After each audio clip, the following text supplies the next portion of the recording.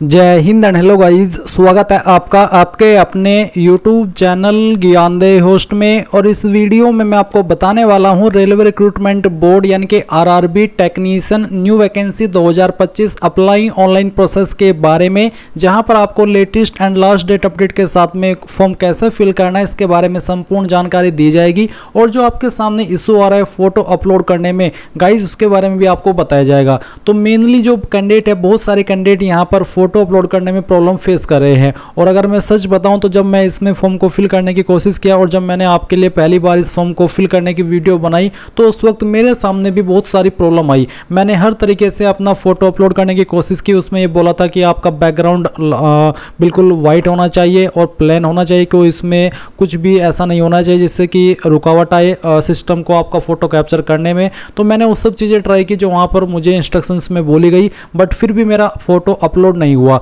और यही प्रॉब्लम आप में से बहुत सारे कैंडिडेट फेस कर रहे हैं। तो मुझे नहीं पता कि ये कौन सा नशा करके आरआरबी की टीम ने फोटो वाला सिस्टम इस वेबसाइट के अंदर ऐड किया है, क्योंकि मैंने और भी काफ़ी सारे वेबसाइट के ऊपर लाइव फोटो के सिस्टम देखे हैं, जैसे कि इंडियन एयरफोर्स की वेबसाइट, इंडियन कोस्ट गार्ड की वेबसाइट, फिर आपकी और भी 2-3 ऐसी वेबसाइट है जहाँ पर लाइव फोटो लिए जाते हैं। एसएससी की वेबसाइट पर भी लिया जाता है, पर वहाँ पर कोई ऐसा इशू मैंने नहीं देखा जैसे कि इस वेबसाइट के ऊपर देख रहा हूँ। और ये कोई इशू भी नहीं, बल्कि वेबसाइट की इतनी स्ट्रिक्ट पॉलिसी है कि वो आपका फोटो बिल्कुल भी एक्सेप्ट नहीं करता है अगर उसमें 0.1 की भी कमी रह जाती है। तो ऐसे में गाइज मैं आपको इसका सोल्यूशन यही देना चाहूँगा कि आप जो ऑफिशियल वेबसाइट के ऊपर ये जो नंबर दिए गए हैं, जो ईमेल दी गई, इनके ऊपर कॉन्टैक्ट कीजिए, ईमेल के ऊपर ईमेल कीजिए कि सर आपकी जो वेबसाइट है वो फोटो अपलोड नहीं ले रही है, हमने हर तरीके से कोशिश कर ली है, कृपया करके आप इसको सुधारिए ताकि वो इसमें जो टेक्निकल टीम है चेंजेस करे और आपके फोटो अपलोड हो जाए। इसके अलावा इसका कोई और सॉल्यूशन नहीं है, क्योंकि अगर आप वीडियोस भी देखेंगे यूट्यूब के ऊपर जो पड़ी हुई है कि लाइव फोटो कैसे कैप्चर करना है, और वो आप सारी चीज़ें ट्राई करके देख चुके हैं, बट फिर भी फोटो अपलोड नहीं हो रहा है। तो गाइज ये टेक्निकल इशू ही है, इसका कोई सॉल्यूशन नहीं है। इसको टेक्निकल टीम ही ठीक कर सकती है और उस ठीक कराने के लिए आपको यहाँ पर इनको कॉन्टैक्ट करना होगा, इनको ईमेल करनी होगी। अगर नंबर नहीं उठाते तो ईमेल जरूर कर दीजिएगा। ईमेल जब आप एक बार कर देंगे तो उसको एक बार जब इतनी संख्या में ईमेल जाएगी वो कंसिडर करके वेबसाइट को ठीक कर देंगे। और जैसे ही लास्ट डेट आपकी और नज़दीक आती जाएगी, ऐसे ही इसमें आपके और इशू कोई ना कोई आता रहेगा। तो इसलिए जितना जल्दी हो सके आपको इस फॉर्म को भरना है, और फॉर्म को भरने की कंप्लीट इन्फॉर्मेशन आपको इस वीडियो में आगे दी जाएगी। फॉर्म भरने की लास्ट डेट आपकी 28 जुलाई 2025 है, तो जितना जल्दी हो सके फॉर्म को भर लीजिएगा। अभी अगर गाइज आपने अभी तक वीडियो को लाइक शेयर नहीं किया तो कर देना, और चैनल को सब्सक्राइब करके बेल आइकन ऑन कर लेना। फिर जो लिंक मैंने आपको वीडियो के डिस्क्रिप्शन में दिया है, आप ओपन करेंगे, आपको जानने को मिलेगा कि इसमें 6238 पोस्ट निकाली हुई है। और आप यहां पर देख सकते हैं कि टेक्नीशियन ग्रेड फर्स्ट के लिए कितनी वैकेंसी है और ग्रेड 3 के लिए कितनी वैकेंसी है। क्वालिफिकेशन क्या चाहिए वो भी आप यहाँ पर चेक कर सकते हैं। फिर आपकी एज लिमिट, फिर आपकी एप्लीकेशन फीस में आपको क्लियर कर दूँ कि जो आप यहाँ पर फीस पे करेंगे, जनरल OBC और EWS 500 रुपये और SC ST फीमेल EBC 250 रुपये, ये आपको जब आपका CBT फर्स्ट यानी कि एग्ज़ाम हो जाएगा पहले वाला, वो हो जाने के बाद में चाहे आप वो पास हो चाहे आप फेल हो, आपको यहाँ पर जनरल OBC EWS को 400 रुपये फीस रिफंड कर दी जाएगी। और जो बाकी कैटेगरी है जिनको 250 रुपये फीस पे करनी पड़ रही है, इनको पूरी की पूरी फीस रिफंड कर दी जाएगी। तो ये चीज़ें आपने यहाँ पर जान ली। अब हम यहाँ पर इसमें रजिस्ट्रेशन से लेकर पूरी जानकारी कवर करेंगे A to Z। तो आपको क्या करना है, आप इंपॉर्टेंट लिंक के सेक्शन में आएंगे और अप्लाई ऑनलाइन लिंक ओपन करेंगे। नाउ गाइज आपके सामने आरआरबी की ऑफिशियल वेबसाइट आ जाएगी, जो कि आप वीडियो में देख सकते हैं। अब मैं फिर से आपको यहाँ पर ये चीज़ बताना चाहूँगा कि गाइज अगर आपने इस वेबसाइट का इस्तेमाल करके 2024 के अंदर चाहे आरआरबी टेक्नीशियन का फॉर्म भरा हो या फिर कोई अन्य फॉर्म भरा हो, जैसे कि आपका RPF कांस्टेबल, SI, या फिर आपकी जो अन्य जितनी भी वैकेंसी निकली है 2024 के अंदर रेलवे से जुड़ी हुई, जिसके फॉर्म इस वेबसाइट से भरे गए हैं, अगर आपने उनमें से कोई भी फॉर्म भरा है तो आप इसमें पहले से रजिस्टर्ड है, आपको दोबारा से अकाउंट क्रिएट करने की आवश्यकता नहीं है। और वो आपका अकाउंट क्रिएट होगा भी नहीं, आपको बोला जाएगा कि आप पुरानी इन्फॉर्मेशन का इस्तेमाल करके लॉगिन कीजिए और अपना फॉर्म डायरेक्टली भर लीजिए। तो गाइज आपको इसमें दोबारा रजिस्टर नहीं करना है, आपको डायरेक्टली यहाँ पर लॉगिन के सेक्शन पर आना है और इनमें से किसी भी एक माध्यम का इस्तेमाल करके लॉगिन होना है। पहला ऑप्शन है लॉगिन विद आधार, जिसमें कि अगर आप लॉगिन विद आधार का ऑप्शन सेलेक्ट करेंगे तो आपको वो फ़ोन नंबर डालना है जो कि आपने रजिस्टर किया था। फिर जनरेट आधार OTP पर क्लिक करना है। आपके नंबर के ऊपर OTP आएगा जो कि आधार कार्ड के साथ में लिंक है, वो OTP आप यहाँ पर डालेंगे। आई एम नॉट रोबोट के ऊपर क्लिक करेंगे और लॉगिन हो जाएंगे। दूसरा ऑप्शन है आपके पास यहाँ पर इसमें लॉगिन होने का, login with RRB account credential, जिसमें कि आप रजिस्टर्ड ईमेल एड्रेस या फिर नंबर का इस्तेमाल करेंगे, जो पासवर्ड आपने उस वक्त बनाया था वो डालेंगे। आई एम नॉट रोबोट के ऊपर क्लिक करके लॉगिन कर लेंगे। और अगर आप यहाँ पर बिल्कुल फ्रेशर है, इस वेबसाइट का इस्तेमाल करके अभी तक कोई फॉर्म नहीं भरा, पहली बार इस वेबसाइट को देख रहे हैं, तो आपको इसमें अकाउंट क्रिएट करना होगा। तो अकाउंट क्रिएट करने के लिए आप यहाँ पर क्रिएट एन अकाउंट इसके ऊपर क्लिक करेंगे। अब आपको यहाँ पर नोट करके सेम चीज़ बोली जा रही है जो कि मैं आपको बता भी चुका हूँ कि अगर आपने CN यानी कि रेलवे का जो RRB के द्वारा फॉर्म निकला था 2024 के अंदर, चाहे कोई सा भी हो, उस वक्त अगर आपने रजिस्टर किया था तो आप दोबारा रजिस्टर मत कीजिए, उसी इन्फॉर्मेशन का इस्तेमाल करते हुए लॉगिन हो जाइए। पर क्योंकि आप यहाँ पर इस वाले इंटरफेस पर आए हैं तो इसका मतलब ये है कि आप यहाँ पर अभी तक कोई भी फॉर्म नहीं भरे, इस वेबसाइट का इस्तेमाल करते हुए पहली बार इस वेबसाइट का इस्तेमाल करके कोई फॉर्म भर रहे हैं, तो इसलिए आप यहाँ पर इसमें न्यू रजिस्ट्रेशन करेंगे। तो इसके लिए आप यहाँ से ओके कर दीजिए। ओके करने के बाद में आप देखेंगे कंट्री ऑफ नेशनलिटी, इसमें आप इंडिया सेलेक्ट कर लीजिए अगर आप इंडियन हैं।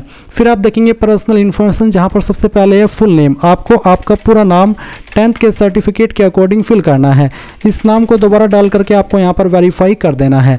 फिर आपसे पूछा है have you changed your name, क्या आपने 10वीं के बाद में आपका नाम बदला है? अगर हाँ तो यस, और फिर आप यहाँ पर अंडरस्टैंड एंड आई एग्री इसके ऊपर क्लिक करके जो आपने नाम बदला है वो आप डालेंगे और उसको दोबारा डाल करके वेरीफाई कर देंगे। पर गाइज अगर आपने अपना नाम नहीं बदला 10वीं के बाद में तो आप यहाँ पर नो कर दीजिए। अब जो आपका डेट ऑफ बर्थ है वो आप कैलेंडर के ऊपर क्लिक करके सिलेक्ट कर लेंगे, पहले ईयर फिर यहाँ से आपका मंथ और उसके बाद में डे, तो आपकी डेट ऑफ बर्थ इस तरह से आ जाएगी। उसको दोबारा सिलेक्ट करके आप यहाँ पर वेरीफाई कर दीजिएगा। फिर आएगा जेंडर, आपको आपका जेंडर सेलेक्ट करना है, जेंडर को दोबारा सिलेक्ट करके वेरीफाई कर लेना है। अब आप यहाँ पर फादर नेम डालेंगे, फादर नेम भी आपको 10th के सर्टिफिकेट के अकॉर्डिंग यहाँ पर भरना है। अब उसको दोबारा डाल करके वेरीफाई भी कर देना है। सेम वे में आप आपकी मदर्स का नेम यानी कि माता जी का नाम डालेंगे और उसको दोबारा डाल करके वेरीफाई कर देंगे। फिर आप आपका ईमेल एड्रेस डालेंगे जो कि आप रजिस्टर करना चाहते हैं और फिर जनरेट ईमेल OTP पर जैसे ही क्लिक करेंगे आपकी ईमेल के ऊपर एक OTP जाएगा जो कि आप यहाँ पर डाल करके वेरीफाई करेंगे। अब आप मोबाइल नंबर डालेंगे और मोबाइल OTP जनरेट करने के बाद में वो OTP यहाँ पर डाल देंगे। इसके बाद आपके सामने दो ऑप्शन है, वेरिफिकेशन थ्रू डिजिलॉकर और दूसरा वेरिफिकेशन थ्रू आधार कार्ड। किस माध्यम से आप यहाँ पर वेरिफिकेशन करना चाहते हैं, डिजिलॉकर अकाउंट के माध्यम से या फिर आधार कार्ड के माध्यम से? तो जो भी माध्यम आप सेलेक्ट करना चाहे उसी के ऊपर आप क्लिक करेंगे। अगर आप वेरिफिकेशन थ्रू आधार कार्ड के ऊपर क्लिक करते हैं तो आपको यहाँ पर आपका आधार कार्ड का नंबर डालना है और फिर जनरेट आधार OTP के ऊपर क्लिक करना है। आपके नंबर के ऊपर वो OTP जाएगा जो कि आपने आधार के साथ में लिंक किया है। उस नंबर पर जैसे ही OTP आए वो आप यहाँ पर डालिएगा और वेरीफाई के ऊपर क्लिक करके उसको वेरीफाई कर दीजिएगा। फिर आप यहाँ पर टिक करेंगे। उसके बाद में आप यहाँ पर एक पासवर्ड क्रिएट करेंगे। पासवर्ड आपका कैसा हो उसका एक एग्जाम्पल आप देख लीजिए। आपके पासवर्ड के अंदर इंग्लिश का कैपिटल लेटर, स्मॉल लेटर, एक स्पेशल कैरेक्टर और साथ ही एक डिजिट, कुछ इस तरह का पासवर्ड आपको बनाना है। पासवर्ड की लेंथ 8 से 16 कैरेक्टर के बीच में होनी चाहिए। फिर आप उस पासवर्ड को दोबारा डाल करके वेरीफाई कर देंगे एंड देन आप यहाँ पर आई एम नॉट रोबोट के ऊपर क्लिक करेंगे। फिर जो भी जानकारी आपने भरी उनको चेक करते हुए आप preview and create an account इसके ऊपर क्लिक करेंगे। Preview and create an account के ऊपर क्लिक करने के बाद जो जानकारी अभी आपने भरी उनका प्रीव्यू आपके सामने आएगा, यानी कि आप एक बार फिर से सभी जानकारी को चेक कर सकेंगे और देख सकेंगे कि हाँ आपसे कहीं पर कोई मिस्टेक तो नहीं हो गई है। अगर आप फुल्ली श्योर हो जाए कि हाँ सभी इन्फॉर्मेशन सही है जो मैंने भरी है तो फिर आप यहाँ पर उस जानकारी को सबमिट कर देंगे। जैसे आप जानकारी सबमिट कर देंगे तो आपका अकाउंट क्रिएट हो जाएगा। फिर आप यहाँ पर होम पेज पर आ जाएंगे। मैंने पहले से इस वेबसाइट के ऊपर रजिस्टर करके रखा है इसलिए मैं यहाँ पर अपनी इन्फॉर्मेशन से ही लॉगिन करूँगा। तो जैसे ही आपका अकाउंट क्रिएट हो जाए आप यहाँ पर लॉगिन के सेक्शन पर आएंगे और इनमें से जिस माध्यम से आप लॉगिन होना चाहे हो सकते हैं, चाहे आधार के थ्रू हो रही है तो आपको यहाँ पर आपका फ़ोन नंबर डालना है जो आपने आधार के साथ में लिंक किया है। फिर जनरेट आधार OTP के ऊपर क्लिक करना है। आपके नंबर पर OTP आएगा, वो यहाँ पर डाल करके आप आई एम नॉट रोबोट के ऊपर क्लिक करके लॉगिन हो जाएंगे। पर अगर आप यहाँ पर आपकी लॉगिन इन्फॉर्मेशन का इस्तेमाल करके लॉगिन होना चाहते हैं तो login with RRB account credential इसके ऊपर क्लिक करेंगे। आपका रजिस्टर्ड मोबाइल नंबर या ईमेल एड्रेस डालेंगे, जो पासवर्ड अभी आपने रजिस्ट्रेशन करते समय बनाया है वो पासवर्ड यहाँ पर डालेंगे। आई एम नॉट रोबोट के ऊपर क्लिक करेंगे और यहाँ पर लॉगिन के ऊपर क्लिक कर देंगे। अब आपको यहाँ पर पूछा 2 फैक्टर ऑथेंटिकेशन में कि आप किसके ऊपर ओटीपी चाहते हैं, आपकी ईमेल के ऊपर या फिर आपके नंबर पर। तो जो भी चाहते हैं उसी के ऊपर आप क्लिक कर दे, फिर उसके ऊपर आपको ओटीपी सेंड किया जाएगा। जैसे ही आपको ओटीपी रिसीव हो जाए वो आप यहाँ पर डालिए और लॉगिन के ऊपर क्लिक कीजिए। लॉगिन के ऊपर क्लिक करने के बाद आप यहाँ पर जनरल इंस्ट्रक्शंस देखेंगे। अभी आपको इसमें अप्लाई करना है, तो अप्लाई करने के लिए आप ऑनलाइन एप्लीकेशन के सेक्शन पर आ जाएंगे। फिर आपको यहाँ पर आपकी वैकेंसी देखने को मिल जाएगी। अब आपको select the RRB for which you wish to apply. जिस आरआरबी के लिए आप अप्लाई करना चाहते हैं वो आरआरबी यहाँ पर आपको सिलेक्ट कर लेना है। ये सिलेक्ट करने के बाद में I am not currently debarred by any RRB RRC, यानी कि मैं किसी आरआरबी के द्वारा या आरआरसी के द्वारा डिब्रेड यानी कि ब्लैक लिस्ट नहीं किया गया हूँ, नहीं निकाला गया हूँ। तो आप इसके ऊपर टिक करेंगे। सेकंड है I hereby confirm that I have carefully read and understood the CEN, यानी कि नोटिफिकेशन मैंने अच्छे से चेक कर लिया है। फिर आप यहाँ पर टिक करेंगे और उसके बाद में आप यहाँ पर नेक्स्ट के ऊपर क्लिक करेंगे। ऊपर जो आप यहाँ पर वैकेंसी देख पा रहे हैं ये आपकी टेक्नीशियन ग्रेड फर्स्ट की है। अगर आप यहाँ पर टेक्नीशियन ग्रेड 3 पर अप्लाई करना चाहते हैं तो फिर आप पहले वाले के ऊपर क्लिक ना करके सेकंड वाले के ऊपर क्लिक करेंगे। आपको आपका यहाँ पर जो आरआरबी है वो सिलेक्ट करना होगा। उसके बाद में सेम वे पर इस तरह से टिक करना है और नेक्स्ट के ऊपर क्लिक कर देना है। अब गाइज क्योंकि मैं पहले से इसके अंदर रजिस्टर हो तो मेरी इन्फॉर्मेशन यहाँ पर पहले से जो भरी हुई है वो फैच कर ली गई है। अब आप यहाँ पर आपकी जो अन्य इन्फॉर्मेशन है वो फिल करेंगे। तो जैसे कि आप देख सकते हैं मैरिटल स्टेटस, तो आपको यहाँ पर सिलेक्ट के ऊपर क्लिक करके बताना है अनमैरिड हो या फिर मैरिड हो, जो भी है वो आप सिलेक्ट कर लेना। फिर आपका जो रिलीजन है वो रिलीजन आप यहाँ पर सिलेक्ट कर लेंगे। उसके बाद में एक सवाल आता है कि do you wish to avail fee exemption. अब ये सवाल क्या है और इसका क्या फ़ायदा होता है और क्या नुकसान होता है ये मैं आपको अच्छे से एक्सप्लेन कर देता हूँ। तो बेसिकली गाइज जैसे कि आप सब जानते हैं और अगर आपको नहीं पता तो बता देता हूँ कि SC ST को जो यहाँ पर फीस पे करनी है या फिर ऑल कैटेगरी फीमेल को जो फीस पे करनी है वो 250 रुपये फीस पे करनी है और जनरल OBC EWS को 500 रुपये फीस पे करनी है। जहाँ पर CBT फर्स्ट हो जाने के बाद में आपको जनरल OBC EWS को 400 रुपये फीस रिफंड होती है। SC ST एक्स सर्विसमैन और जो फीमेल कैंडिडेट है ऑल कैटेगरी को इनको यहाँ पर पूरी की पूरी फीस रिफंड कर दी जाती है। तो ये उसी से जुड़ा हुआ सवाल है कि क्या आप चाहते हैं कि वो जो फी एग्जाम्शन है यानी कि जो बाद में आपको CBT फर्स्ट होने पर 250 रुपये इन कैटेगरी को और जनरल OBC को EWS को 400 रुपये फीस रिफंड होते हैं, क्या वो आपको चाहिए बाद में रिफंड? अगर आप यहाँ पर यस करेंगे तो ही आप यहाँ पर आगे चल करके अपनी फीस के लिए क्लेम कर सकते हैं कि हाँ मैं अपनी फीस क्लेम कर रहा हूँ। जब आपको बाद में बोला जाए आपको लिंक दिया जाता है कि आप अपनी फीस क्लेम कर लीजिए, आपको फीस रिफंड कर दी जाती है। तो अगर आप इस ऑप्शन में यस करते हैं तभी आप यहाँ पर उस फीस को CBT फर्स्ट हो जाने के बाद में क्लेम कर पाएंगे। अगर आपने यहाँ पर नो कर दिया कि मैं अपना फी एग्जाम्शन नहीं चाहता, जो फीस अभी मैं पे करूँगा वो फीस आप रख लीजिए, मुझे नहीं चाहिए CBT फर्स्ट होने के बाद भी, तो फिर आपको वो फीस नहीं मिलेगी। तो अगर आप चाहते कि मुझे फीस मेरी बाद में रिफंड हो जाए, जो यहाँ पर रिफंड का प्रोसेस है, तो आप इसमें यस कर दीजिएगा। इसके बाद I understand and I agree आपको बोला भी है कि you have claimed waiver of examination fee, you will be required to furnish an affidavit on non judicial stamp paper mentioning your minority community at the time of document verification. यानी कि जब आपका document verification होगा उस वक्त आपको आपकी जो सर्टिफिकेट से जुड़ी हुई जानकारी है वो देनी होगी। तो चलिए हम यहाँ पर इसमें यस कर देते हैं। अब आप देखेंगे choice of language for examination, वो चॉइस लैंग्वेज जो कि आप एग्जाम देना चाहते हैं, यानी कि जिस लैंग्वेज में आपको एग्जाम देना है वो लैंग्वेज आप सिलेक्ट कर ले। जो लैंग्वेज आप यहाँ पर सिलेक्ट कर लेंगे फिर इसी लैंग्वेज में आपको आपका एग्जाम देना होगा। Permanent visible mark of identification first, आपकी बॉडी के ऊपर वो निशान जिससे आपकी बॉडी की पहचान होती है। ये निशान आपकी बॉडी के ऊपर कहीं पर भी हो सकता है, चाहे जलने का हो, चाहे कटने का हो या बर्थ मार्क हो, आप यहाँ पर लिख दीजिए। फिर सेकंड मार्क, अगर सेकंड मार्क भी है तो आप यहाँ पर उस सेकंड मार्क के बारे में भी लिख दीजिए। तो जो जहाँ पर भी है वो आप यहाँ पर लिख दीजिएगा। मैं यहाँ पर डेमो के लिए लिख करके दिखा रहा हूँ, इस तरह से आप यहाँ पर लिख दीजिएगा। फिर आप देखेंगे कम्युनिटी, तो आपकी कास्ट कैटेगरी कौन सी है, जनरल है, SC ST है, OBC है, फिर EWS, तो जो भी है वो आप सिलेक्ट कर लीजिए। जैसे कि डेमो के लिए मैं यहाँ पर ये पहले ST कैटेगरी आपको सिलेक्ट करके दिखाता हूँ। और अगर आप यहाँ पर ST है या SC है या OBC है तो आप अगर सेंट्रल के हैं तो ही आप सिलेक्ट करेंगे, क्योंकि यहाँ पर गाइज आपको सेंट्रल का जो सर्टिफिकेट है कास्ट का वो प्रोड्यूस करना होगा और साथ ही साथ अपलोड भी आपको करने के लिए आगे चल करके बोला जा सकता है। तो अभी आप यहाँ पर देखेंगे नेम ऑफ द ट्राइब, आपने पहले तो आपकी कम्युनिटी सेलेक्ट करनी। अब आपको आपकी ट्राइब भी यहाँ पर लिखनी है।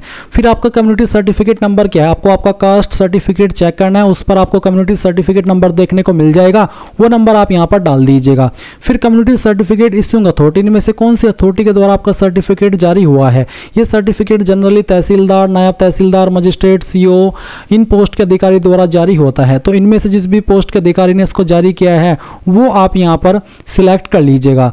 तो आपको आपका सर्टिफिकेट चेक करना है, उसके ऊपर ये चीज़ें आपको देखने को मिल जाएगी।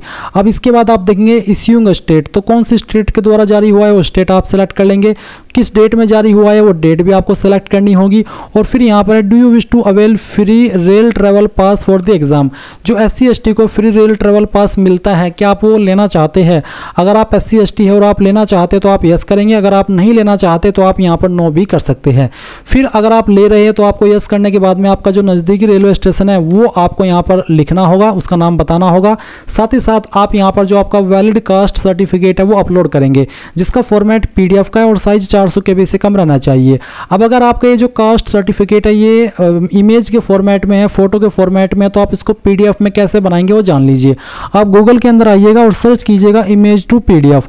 ये जो पहले वाली वेबसाइट आएगी आई लव PDF, ये आपको ओपन करनी है। फिर सिलेक्ट JPG इमेजेस के ऊपर क्लिक करना है और जहाँ पर भी आपका वो कास्ट सर्टिफिकेट है जो आप इसमें अपलोड करेंगे वो फाइल आप सिलेक्ट कर लेंगे। कन्वर्ट टू PDF के ऊपर क्लिक करेंगे, ये फाइल आपकी PDF के अंदर कन्वर्ट होगी। डाउनलोड PDF के ऊपर क्लिक करेंगे, उसके बाद में जो फाइल है वो PDF के अंदर कन्वर्ट हो जाएगी। देन आप अपलोड डॉक्यूमेंट के ऊपर क्लिक करेंगे और यहाँ पर उस फाइल को सिलेक्ट करके सेव कर देंगे। अभी आप यहाँ पर देख सकते हैं डॉक्यूमेंट अपलोडेड सक्सेसफुली, यानी कि डॉक्यूमेंट अपलोड हो चुका है। अब आप यहाँ पर आपकी बाकी की इन्फॉर्मेशन फिल करेंगे। आप यहाँ पर देख सकते हैं पोस्टल एड्रेस डिटेल, तो आपको यहाँ पर जो आपका प्रेजेंट एड्रेस है वो भरना होगा। पहले आप आपकी स्टेट सेलेक्ट कर लेंगे, फिर आपकी डिस्ट्रिक्ट, उसके बाद में जो आपका एड्रेस है वो एड्रेस आपको भरना होगा। फिर आपका प्रेजेंट नियरेस्ट सिटी या फिर मेजर टाउन, यानी कि मुख्य सिटी कौन सी है वो आपको लिखनी है। आपका पिन कोड यहाँ पर डाल देना है। अब अगर आपका प्रेजेंट एड्रेस और परमानेंट एड्रेस सेम है तो आप यहाँ पर tick if permanent address is same as present address, इसको टिक कर देंगे। अगर टिक करने पर आपको परमानेंट एड्रेस भरने की आवश्यकता नहीं पड़ेगी। और अगर आपका प्रेजेंट और परमानेंट एड्रेस अलग अलग है तो आप अनटिक करके अलग से अपना इस तरह परमानेंट एड्रेस भर दीजिएगा। फिर आप सेव के ऊपर क्लिक करेंगे एंड देन नेक्स्ट कर देंगे। अब आपके सामने यहाँ पर अदर डिटेल आएगी, जहाँ पर आप देख सकते हैं एक्स सर्विसमैन डिटेल, जहाँ पर पूछे कि क्या आप एक्स सर्विसमैन है, अगर हाँ तो यस, नहीं तो आप नो करेंगे।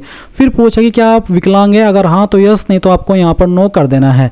इकोनॉमिकली बैकवर्ड क्लास यानी कि EBC कैंडिडेट अगर आप है तो आपको यहाँ पर बताना होगा कि मैं EBC से हूँ और मैं उसके लिए फी कंसेशन चाहता हूँ। Are you eligible to avail fee concession under EBC, अगर हाँ तो यस, नहीं तो आप नो करेंगे।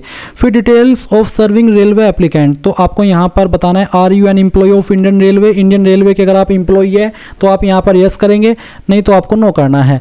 फिर आपको name of the current department organisation, अगर आप यहाँ पर कोई डिपार्टमेंट के अंदर करंटली काम कर रहे हैं जैसे कि सेंट्रल गवर्नमेंट, स्टेट गवर्नमेंट या फिर पब्लिक सेक्टर अंडरटेकिंग, तो आप सिलेक्ट कर ले, नहीं तो आप नॉट एप्लीकेबल सिलेक्ट कर लेंगे। इसके बाद में आप यहाँ पर देखेंगे are you a course completed act apprentice, अगर आपने एक्ट अप्रेंटिस का कोर्स कंप्लीट किया हुआ है तो आप यहाँ पर यस करिएगा। यस करने के बाद में आप यहाँ पर नेम ऑफ द ट्रेड के अंदर बताएंगे कि कौन से ट्रेड के अंदर आपने एक्ट अप्रेंटिस की है। फिर आपने कब ट्रेनिंग ज्वाइन की थी वो डेट आप सिलेक्ट कर लेंगे। कब तक आपने आपकी ट्रेनिंग की थी वो डेट सेलेक्ट करेंगे। और इज योर रिजल्ट डिक्लेयर्ड, क्या आपका रिजल्ट डिक्लेयर्ड हो चुका है, अगर हाँ तो यस, नहीं तो आप यहाँ पर नो करेंगे। यस करने पर आपको सर्टिफिकेट नंबर भी देना होगा और सर्टिफिकेट डेट यानी कि किस डेट में जारी हुआ है वो डेट भी आपको बतानी होगी। अगर नहीं हुआ है डिक्लेयर तो आप नो करेंगे। और नो करने के बाद में when is your last examination date, आपकी लास्ट एग्जामिनेशन डेट क्या थी वो डेट आप सिलेक्ट कर लेंगे। इसके बाद में आप देखेंगे bank details for refund of fee, यानी कि आपकी जो फीस रिफंड होगी वो किस बैंक अकाउंट में आप चाहते हैं उसकी डिटेल्स आपको देनी है। Refund of fee account holder name, किस अकाउंट में आप फीस चाहते हैं और किसके नाम पर वो बैंक अकाउंट है उस नाम को आपको लिखना होगा। फिर बैंक अकाउंट का नंबर देना है, उसको दोबारा डाल देना है। उसके बाद आप यहाँ पर refund of fee bank IFSC code, यानी कि आपको आपके बैंक अकाउंट का जो IFSC कोड है वो देना होगा। और बेसिकली ये IFSC कोड आपको आपकी बैंक की पासबुक और चेकबुक के ऊपर मिल जाएगा, वहाँ से आपको उसको नोट करके डालना है और कन्फर्म के ऊपर क्लिक करना है। जैसे ही कन्फर्म करेंगे तो बैंक का नाम और बैंक का एड्रेस ऑटोमेटिकली फैच कर ले जाएगा। जाएगा। इसके बाद आप यहाँ पर इसको सेव करेंगे और नेक्स्ट के ऊपर क्लिक कर देंगे। अब आपके सामने यहाँ पर क्वालिफिकेशन की जानकारी आ चुकी है। तो जैसे कि मैंने बताया कि मेरा पहले से अकाउंट बना हुआ है, तो 10वीं की इन्फॉर्मेशन यहाँ पर पहले से भरी हुई है। मैं पहले इसी को एडिट करके आपको दिखाता हूँ, क्योंकि अगर आप फ्रेशर है और पहली बार इस फॉर्म को भर रहे हैं तो आपको 10वीं की इन्फॉर्मेशन भी सबसे पहले ऐड करनी होगी, जिसमें कि आप मैट्रिकुलेशन सेलेक्ट करेंगे, फिर बताएंगे कौन सी स्टेट से आपने 10वीं की है, किस डिस्ट्रिक्ट से की है, किस बोर्ड से की है, उसका नाम आपको लिखना होगा, किस डेट में पास कर ली थी वो डेट आपको सेलेक्ट करनी होगी, आपका 10वीं का रोल नंबर आपको यहाँ पर मेंशन करना होगा, फिर SSLC matriculation, SSSC 10th class certificate serial number, इनका 10वीं का जो सर्टिफिकेट का सीरियल नंबर है वो भी आपको यहाँ पर लिखना होगा और उसके बाद में उसको ऐड कर देना होगा। इसके बाद में गाइज ये इन्फॉर्मेशन आपके यहाँ पर ऐड हो जाएगी। फिर आप क्वालिफिकेशन के सेक्शन पर अगर आपने 12वीं की है तो आप 10+2 सेलेक्ट कर लेंगे। डिसिप्लिन सब्जेक्ट में फिजिक्स एंड मैथमेटिक्स ये सेलेक्ट करेंगे। स्टेट बताएंगे जहां से आपने की है, डिस्ट्रिक्ट बताएंगे जिस डिस्ट्रिक्ट से आपने आपकी जो 12वीं है वो की है उस डिस्ट्रिक्ट को आपको सेलेक्ट करना होगा। फिर आपको आपके बोर्ड का नाम यहां पर एंटर करना है, जिस बोर्ड से आपने आपकी 12वीं की है, किस साल के अंदर आपने पास कर ली वो साल भी आपको यहां पर सिलेक्ट करना है, इस तरह से जैसे कि मैं आपको सिलेक्ट करके दिखा रहा हूं। फिर आपको आपकी 12वीं की परसेंटेज डाल देनी है और उसके बाद में ऐड के ऊपर क्लिक करना है, तो आपकी 12वीं की इन्फॉर्मेशन यहां पर ऐड हो जाएगी। अब आप देखेंगे ITI का ऑप्शन है और NAC का, तो अगर आपने ITI किया तो आप ITI सेलेक्ट कर लेंगे। फिर अपना ट्रेड बताएंगे, उसके बाद में स्टेट बताएंगे जहां से आपने ITI की है, डिस्ट्रिक्ट आपको यहां पर सिलेक्ट कर लेनी है जहां से आपने आपकी ITI की है, और कौन सी इंस्टीट्यूट से आपने की है उसका नाम भी आपको यहां पर लिख देना होगा। किस साल के अंदर आपने पास कर ली थी आपकी ITI वो आपको सिलेक्ट कर लेना है, फिर ईयर, और उसके बाद में आप देखेंगे सर्टिफिकेट इश्यूड बाई, किसके द्वारा सर्टिफिकेट जारी हुआ है, NCVT या फिर SCVT, जिसके द्वारा भी वही आप सिलेक्ट करेंगे। सर्टिफिकेट टाइप क्या है, नेशनल ट्रेड सर्टिफिकेट है यानी कि NTC, या फिर स्टेट ट्रेड सर्टिफिकेट यानी कि STC, जो भी है वही आप सिलेक्ट कर लेना और ऐड के ऊपर क्लिक करके इसको ऐड कर देना। अगर आपने NAC यानी कि नेशनल अप्रेंटिसशिप सर्टिफिकेट प्राप्त किया है तो आप इसको सिलेक्ट करेंगे, NAC को, ट्रेड सेलेक्ट करेंगे कि किस ट्रेड के अंदर किया है, स्टेट सेलेक्ट करेंगे जिस स्टेट से किया है, डिस्ट्रिक्ट सेलेक्ट करेंगे जिस डिस्ट्रिक्ट से किया है, और उसके बाद में यहाँ पर आपका इंस्टीट्यूट का नाम भी देंगे जहाँ से आपने इसको प्राप्त किया है। मैं सभी इन्फॉर्मेशन आपको भर करके दिखा रहा हूँ, और उसके बाद में किस साल के अंदर आपने पास कर लिया था वो साल भी आपको यहाँ पर सिलेक्ट कर लेना है। उसके बाद आप यहाँ पर सर्टिफिकेट नंबर डालेंगे, सर्टिफिकेट NCVT के द्वारा जारी हुआ है तो NCVT सेलेक्ट कर लेंगे, सर्टिफिकेट टाइप आपका नेशनल अप्रेंटिसशिप सर्टिफिकेट है तो आप इसको सेलेक्ट करेंगे एंड देन ऐड के ऊपर क्लिक कर देंगे। तो मैंने यहाँ पर सभी इन्फॉर्मेशन आपको फिल करके दिखा दी है, और ये सभी इन्फॉर्मेशन फिल करने के बाद में आप यहाँ पर ऐड करने के बाद देखेंगे नीचे नेक्स्ट का ऑप्शन है, इसके ऊपर क्लिक करेंगे। फिर गाइज आपको यहाँ पर इस सेक्शन में आना है और आपका फोटो भी अपलोड करना है। इस बार आप यहाँ पर आपका लाइव फोटो अपलोड कर रहे हैं तो आपको इसमें आपका कैमरा अलाउ कर देना है। तो चलिए मैं यहाँ पर कैमरा अलाउ कर देता हूँ, आपका कैमरा ऑन हो जाएगा। आपको यहाँ पर सैंपल भी दिए कि किस तरह का फोटो एक्सेप्ट होगा और किस तरह का रिजेक्ट होगा, आप देख लीजिए सैंपल आपके सामने है। अब आप नीचे की तरफ आएंगे और इसमें आपको बोला है dress in non white clothing preferably in dark colours to maintain contrast with the background, यानी कि आपकी ड्रेस नॉन वाइट होनी चाहिए।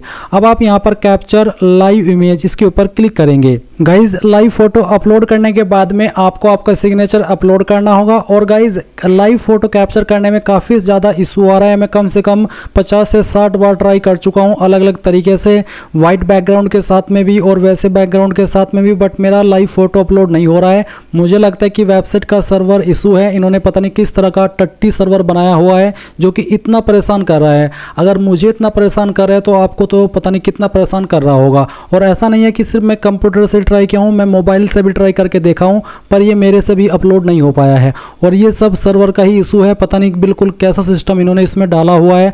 सब चीज़ें मैंने ट्राई करके देख ली, क्लोज आ करके, दूर जा करके, फेस को इधर करके, फेस को उधर करके, और जो लाइन के अंदर एडजस्ट करके फेस, सभी चीज़ें मैंने ट्राई करके देख ली, बट मेरे से नहीं हुआ। और ये इसलिए नहीं हुआ क्योंकि सर्वर का इशू है। तो अगर आपसे आपका लाइव फोटो अपलोड हो गया तो आपको आपका सिग्नेचर अपलोड करना होगा, जिसका जो साइज है वो आपको बोला है कि 30 से लेकर के 49 KB के बीच में रहना चाहिए। अब गाइज आपके सामने यहाँ पर पोस्ट प्रेफरेंसेस का ऑप्शन आ जाएगा, तो आपके जोन के अंदर जो जो पोस्ट के विकल्प अवेलेबल है वो आपके सामने आएंगे। आप किसको किस नंबर पर प्रेफरेंस देना चाहते हैं वो आप यहाँ पर इस तरह से टिक करके दे देंगे, और फिर आप यहाँ पर टिक करेंगे और उसके बाद में नीचे की तरफ आएंगे और इसके ऊपर टिक करेंगे। और पहले इसमें आपको बताना कि किस जगह से आप फॉर्म को भर रहे हैं। यहाँ पर बहुत सारे कैंडिडेट गलती करते हैं और अपना नाम लिख देते हैं। आपको आपका नाम नहीं लिखना है, बल्कि आपको यहाँ पर आपके सिटी का नाम देना है जहाँ से आप फॉर्म को भर रहे हैं। फिर आप प्रीव्यू एप्लीकेशन के ऊपर क्लिक करेंगे और जो भी जानकारी आपने अभी तक भरी है उन सभी को चेक करेंगे। और जैसे आप सभी जानकारी को चेक कर ले तो आप सेव के ऊपर क्लिक करेंगे एंड देन सबमिट कर देंगे। सबमिट करने के बाद में आपको आपकी फीस का पेमेंट करना होगा और जब तक आप फीस पेमेंट नहीं करेंगे तब तक आपका जो फॉर्म है वो कंप्लीट नहीं माना जाएगा। और जैसे ही फीस जमा कर दे तो आपका फॉर्म सबमिट माना जाएगा और फिर आप उसका फाइनल प्रिंट आउट ले लेंगे। इस तरह से गाइज आप लोग आपका आरआरबी टेक्नीशियन न्यू वैकेंसी 2025 का फॉर्म भर पाएंगे। आई होप ये प्रोसेस आपको पसंद आया होगा। So thanks for watching. जय हिंद।